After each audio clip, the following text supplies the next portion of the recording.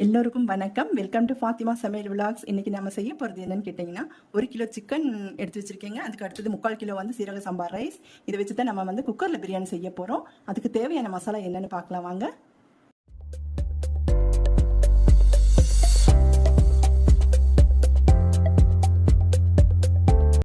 Chicken பிரியாணிக்கு தேவையான பொருட்கள் எடுத்து வச்சாச்சுங்க. என்ன அளவுகள் என்னென்ன தேவைன்னு நான் சொல்கிறேன் சரிங்களா.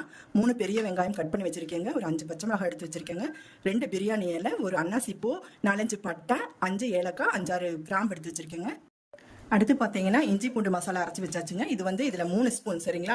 நீங்கள் எந்த அளவு நீங்கள் வந்து இஞ்சி பூண்டு எடுக்கிறீங்களோ சம அளவு எடுத்து அரைச்சி வச்சுட்டு அதுலேருந்து 3 டீஸ்பூன் போட்டுக்காங்க. அதே மாதிரி வந்து பார்த்தீங்கன்னா பிரியாணி மசாலாங்க இது.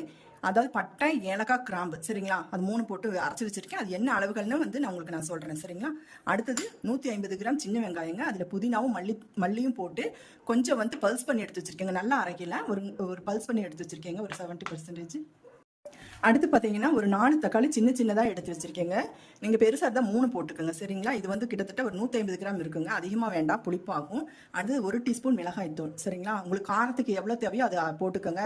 ஏன்னா சில மிளகாய்த்தூள் காரமாக இருக்கும், சில மிளகாய்த்தூள் வந்து காரம் கம்மியாக இருக்கும். அதுக்கு தகுந்த மாதிரி நீங்கள் உப்பு காரம் உங்கள் டேஸ்ட்டுக்கு தகுந்த மாதிரி போட்டுக்கோங்க. அடுத்தது பார்த்தீங்கன்னா மல்லி புதினா சரிங்களா. ஒரு கைப்பிடி அளவுக்கு எடுத்து வச்சுருக்கேன். ஒரு அரை லெமன் எடுத்து வச்சுருக்கேன் சரிங்களா.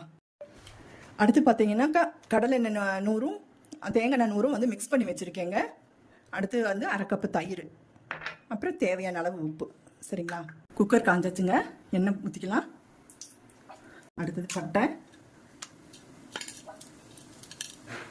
ஏலக்காய், கிராம்பு எல்லாம், ஒரு அன்னாசி பூ, 2 பிரிஞ்சி இலை அதாவது பிரியாணி இலை. அடுத்து வெங்காயம், பெரிய வெங்காயங்க. நல்லா கொஞ்சம் கோல்டன் ப்ரௌன் ஆகட்டுங்க. வெங்காயம் பாருங்கள் பொன்னிறம் ஆயிடுச்சு. இது கூட நம்ம என்ன பண்ணுறோம் அப்படின்னா கொஞ்சம் மல்லித்தலை, புதினாத்தலை பாதி போட்டுக்கலாம். இந்த மனம் வரதுக்கு வேண்டி போட்டுக்கலாம். அடுத்தது இஞ்சி பூண்டு மசாலாங்க. 1 2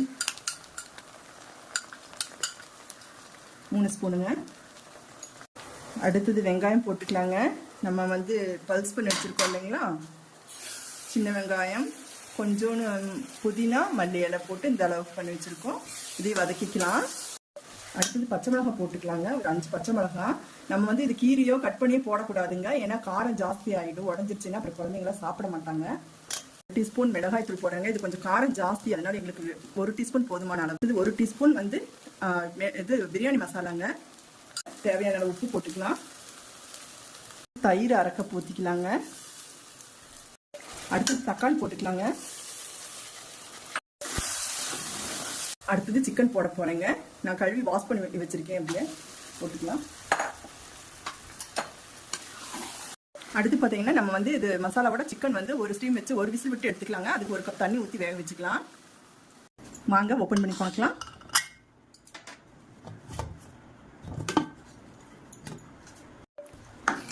வா சூப்பர், எல்லாம் வெந்துருச்சுங்க.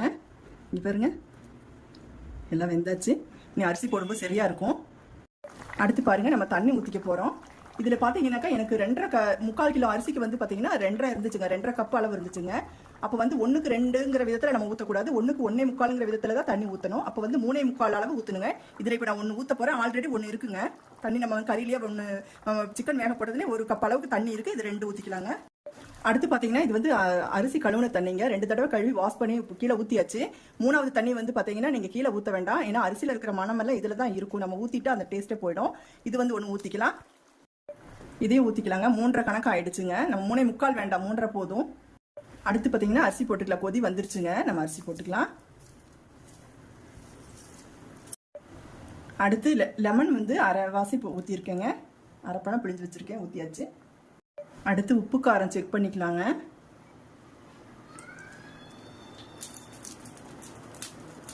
கொஞ்சம் உப்பு சத்துல போட்டுக்கலாம்.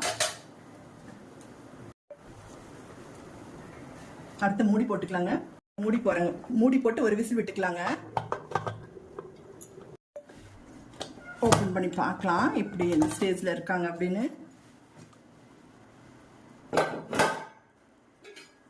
வா சூப்பராக ரெடி ஆயிடுச்சுங்க. எனக்கு பாருங்கள் 3/4 கிலோ அரிசிக்கு 1 கிலோ கறி போட்டு எவ்வளோ பாருங்கள் கரெக்டாக வந்துடுச்சுங்க.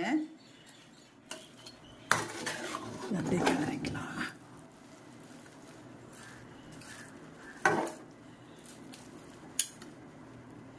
பாருங்க சரியாயிடுச்சு. இது பார்த்தீங்கன்னா ஒரு ஒரு 10 நிமிஷம் வந்து நம்ம வந்து தோசை கல்லில் அப்படி தம் பண்ண போகிறோங்க.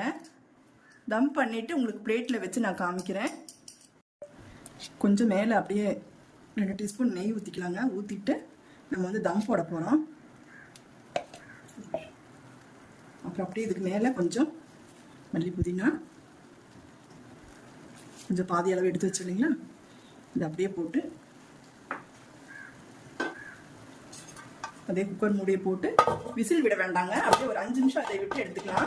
பாருங்க சூப்பராக ஒரு சிக்கன் பிரியாணி ரெடி ஆகிடுச்சுங்க.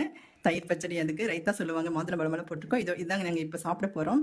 என்னுடைய சமையல் பிடிச்சிருந்தா ஃபாத்திமா சமையல் விலாக்ஸுக்கு சப்போர்ட் பண்ணுங்கள், சப்ஸ்கிரைப் பண்ணுங்கள். தேங்க்ஸ் ஃபார் வாட்சிங். எல்லோருக்கும் நன்றி, வணக்கம்.